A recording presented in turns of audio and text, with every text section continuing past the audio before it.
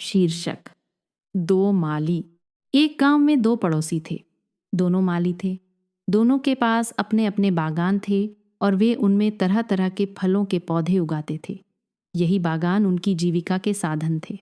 उनमें से एक पड़ोसी बहुत सख्त था और अपने पौधों की ज़रूरत से ज़्यादा देखभाल करता था।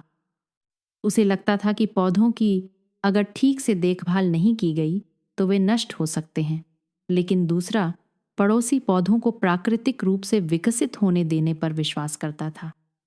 वह पौधों की उतनी ही देखभाल करता था जितने की उन्हें आवश्यकता थी, लेकिन वह अपने पौधे के तनों और टहनियों को काट छांट न करके अपनी मनमर्जी दिशा में बढ़ने देता था।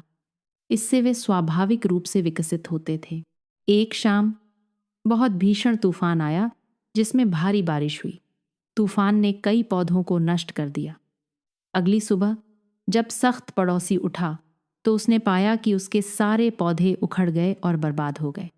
वहीं जब दूसरा पड़ोसी उठा तो उसने पाया कि उसके पौधे अभी भी मिट्टी में मजबूती से लगे हुए हैं। इतने तूफान के बावजूद दूसरे पड़ोसी के पौधे खुद ही चीज़ों का प्रबंधन करना सीख गए थे। इसलिए इसने अपना काम किया, गहरी जड़ें उगाईं और मिट्टी में अपने लिए जगह बनाई। इस प्रकार यह तूफान में भी मजबूती से खड़ा रहा, जबकि उस सख्त पड़ोसी ने अपने पौधों का ज़रूरत से ज़्यादा ख्याल रखा था। लेकिन शायद वह भूल गया सिखाना कि बुरे समय में खुद का ख्याल कैसे रखते हैं।